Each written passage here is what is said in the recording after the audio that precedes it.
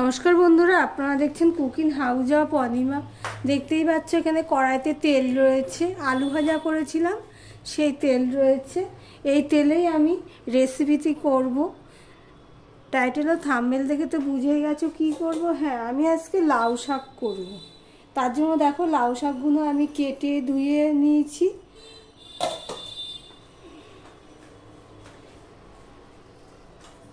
এবার আমি তেলের মধ্যে দিয়ে দিচ্ছি একটুখানি পাঁচফোড়ন।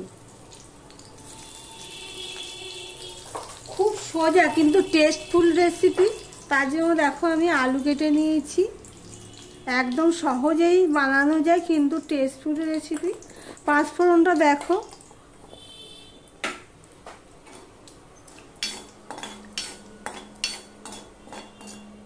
পাঁচফোড়নটা হয়ে গেছে।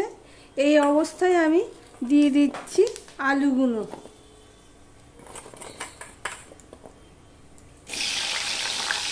আলুগুলো দেখো ঠিক আমি লম্বা লম্বা করে কেটে নিয়েছি।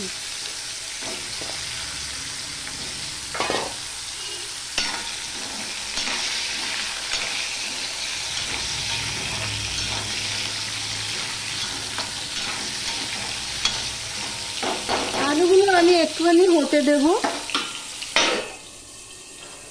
ঢাকা দিয়ে 1 মিনিটের মতন আমি রেখে দিয়েছিলাম। আলুগুলো দিয়ে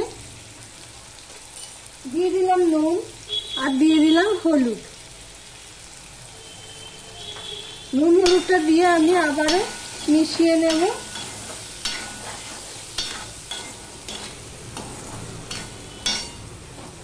এবারে যে কেটে ধুয়ে রেখেছি লাউ শাকটা, সেটা আমি দিয়ে দিচ্ছি। এই পর্যন্ত যারা ভিডিওটি দেখছো লাইক দিয়ে কন্টিনিউ করো। আর ভিডিওটা না পুরোটা দেখার পরে কমেন্ট করো বন্ধুরা। এতে চ্যানেলের পক্ষে, তোমার চ্যানেলের পক্ষেও ভালো, আমার চ্যানেলের পক্ষেও ভালো। এবার আমি ছোট করে দিয়ে এটা রেখে দেব। এবার এর জন্য যা লাগবে সেটাই রেডি করে নিচ্ছি। ওটা তো হতে থাক। ওইদিকে দেখো আমি কি নিয়ে নিয়েছি। সর্ষে নিয়ে নিয়েছি, সাদা সর্ষে আর তিল। সাদা সর্ষে নিয়েছি 1 চামচ আর তিল নিয়েছি 2 চামচ। আর 3টে কাঁচা লঙ্কা নিয়েছি পাকা লঙ্কায়, আর একটুখানি নুন নিয়েছি। এগুলো সব মিশিয়ে একটা আমি মিহি পেস্ট বানিয়ে নেব। আমি মাঝে এসে অফ ক্যামেরাতে না একটু উপর নিচ করে দিয়েছিলাম তরকারিটাকে, কেননা লাউ শাক থেকে না অনেক জল বেরিয়ে গেছে। বর্ষার লাউ শাক তো, লাউ শাকটা কইটুখানি হয়ে গেছে দেখো। আলুটাও সিদ্ধ হয়ে গেছে।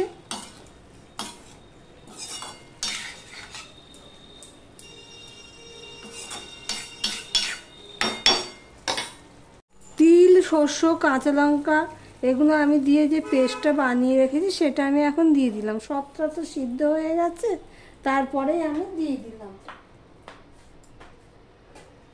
দিলাম একটুখানি করে চিনি। অল্প একটু চিনি দিয়ে দিলাম। আমার ভিডিওটি যদি ভালো লেগে থাকে প্লিজ লাইক কমেন্ট শেয়ার করে দিও। আর যারা নতুন বন্ধু ভিডিওটি দেখছো এখনো পর্যন্ত সাবস্ক্রাইব করোনি, তাদেরকে বলবো সাবস্ক্রাইব করে পাশে থাকার জন্য। দেখো চিনিটা দিয়েছি তো, সেই জন্য সম্পূর্ণটা ভালো করে আমি মিশিয়ে নিলাম। খুবই ভালো লাগে, খুব কম সময়ে ঝটপট তৈরি করে নেওয়া যায় যদি ডাটাগুলো কোটা থাকে আর কি। তাহলে এবার আমি 2 মিনিটের জন্য ঢাকা দিয়ে দেব। দেখো বন্ধুরা সবটাই সিদ্ধ হয়ে গেছে। তোমাদের দেখাচ্ছি কেমন হয়েছে। খুবই টেস্টফুল হয়। সবসময় যে পোস্ত খেতে হবে কোনো কথা নেই, তিল দিয়ে এইভাবে তোমরা করতে পারো। এটা একটা পুরোনো দিনের রান্নাও। এরপরে আরেকটা রেসিপি তোমাদের সাথে শেয়ার করব একই ভিডিওতে। এটা তো ভিডিওটি শেষ করলাম, এর পরের ভিডিওতে যাব। ভিডিওটা স্কিপ না করে দেখো বন্ধুরা। এদিকে দেখো একটা বাটি নিয়ে নিয়েছি আমি। এখানে 1 বাটি চালের গুঁড়ো নিয়ে নিয়েছি, আরেক বাটি আমি বেসন নিয়ে নিয়েছি। সমান সমান আমি নিয়ে নিয়েছি।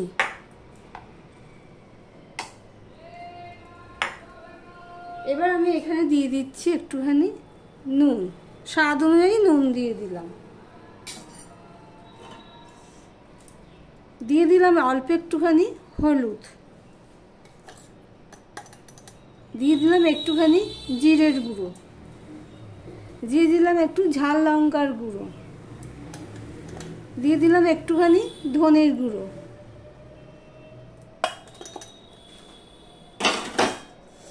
এখানে দেখো আমি কারি পাতা ধুয়ে পরিষ্কার করে নিয়েছি। হ্যাঁ বন্ধুরা, আজকে আমি কারি পাতার পকোড়া করব। তার জন্য দেখো কারি পাতাগুলো আমি ধুয়ে জল ঝরিয়ে নিয়েছি। এবার এই কারি পাতাগুলোকেও আমি এর মধ্যে দিয়ে দেবো ছাড়িয়ে।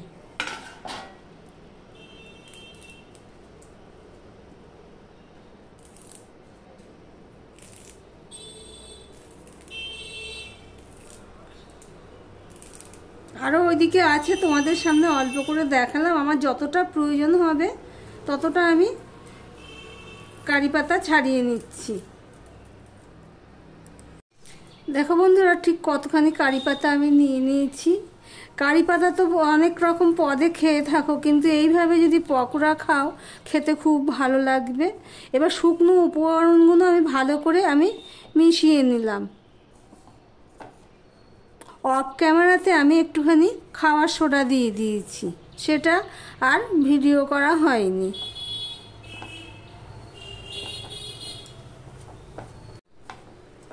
দেখো বন্ধুরা, সমস্ত শুকনো উপকরণগুলো আমার মেশানো হয়ে গেছে। এবার আমি অল্প অল্প জল দিয়ে একটা ব্যাটার রেডি করে নেব। একসাথে বেশি জল দিলে কিন্তু হবে না, তাহলে বেশি পাতলা হয়ে যেতে পারে। এটা আমি নিরামিষভাবে করছি, তাই জন্য আমি পেঁয়াজ দিইনি। তোমরা যদি পেঁয়াজ দিয়ে খেতে চাও তো এর মধ্যে পেঁয়াজ দেওয়া যাবে।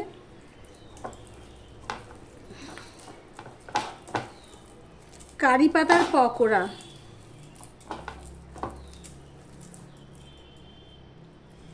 দেখো বন্ধুরা, আমি অল্প অল্প জল দিয়েই আমি ব্যাটারটা রেডি করে নিলাম।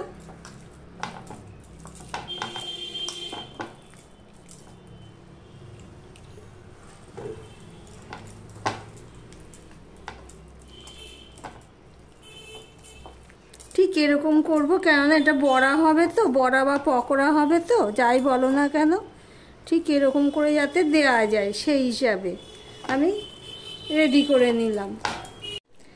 দেখো কড়াই বসিয়ে দিয়েছি, কড়াইতে আমি সাদা তেল দিয়ে দিয়েছি। তেলটা প্রায় গরম হয়ে এসছে। এবার কড়াইয়ের চারদিকে আমি লাগিয়ে নিলাম।